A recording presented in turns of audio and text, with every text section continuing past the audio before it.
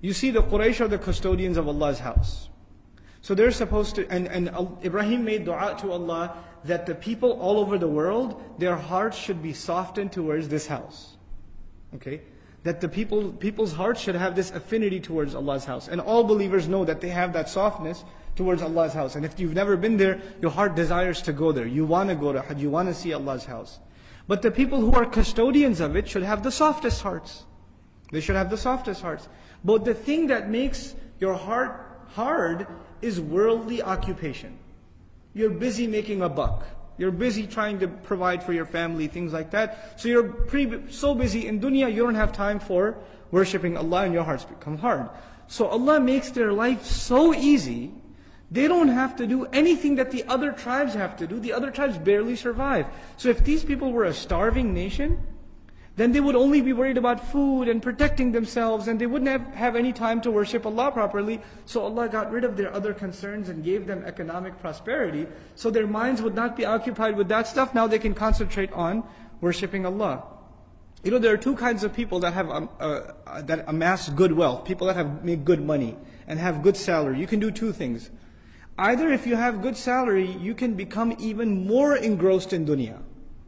You have good money and you say, might as well go all out. Party, make my entire life a big party, right? And you're constantly looking to add more luxuries in your life and make more money out of the money you already have. Or you could say, man, I'm doing well.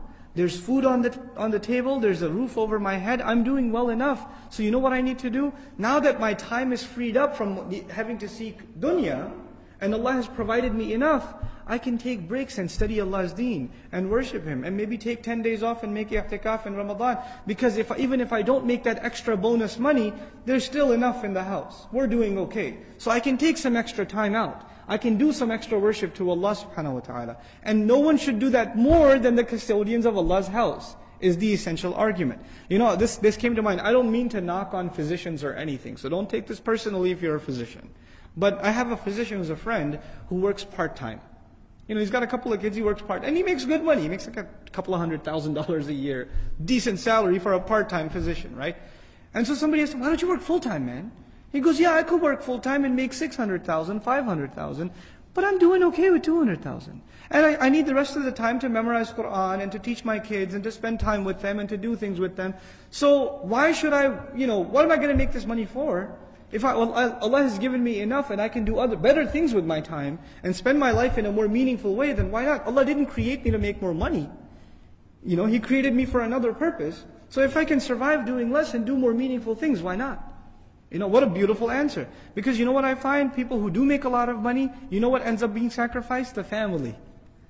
They don't get any time. You're too busy making the money. You're too busy going out and, doing the overtime, and then sacrificing the vacation, and by the time you come home, the kids are already asleep. But before you leave for work, they haven't even woken up, and you're gone, so you don't see them. And you see them on weekends, but you're too tired because you've been working all week, so you don't get to play anything with them. Whenever they come to spend time with you, you say, go to your room. Didn't I buy you enough toys already with all that money I made? So go, you spend time with those toys, right? And these kids are completely distanced from you. They don't have anything to do with you except your money. And by the time they get older and they're independent, and then you have a little bit of time, you've retired, or you want to spend some time with them, and you say, talk to me, son, for a little bit. They say, I gotta go, Dad, I don't have time. What you did to them when they were little, they're doing to you when they get older, and you're shocked. And then you come to the Imam of the Masjid, brother, my son doesn't talk to me. I don't know what to do. My daughter doesn't even look at me. Every time I try to talk to them, say, I'm on the phone, I'm busy, I can't talk right now. Well, you bought him the phone. And you bought him the unlimited plan too, right? So who are you blaming, right? But the idea that I'm trying to present, that third concept, is that Allah softened their hearts because they, more than anyone else, need to be economically concern-free so they can devote themselves to the worship of Allah's house and taking care of that house.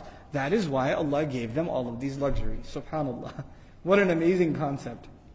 Now, next time somebody enjoys good wealth, they should think about, why is Allah giving me this wealth? And how am I using it? What am I doing with it? SubhanAllah.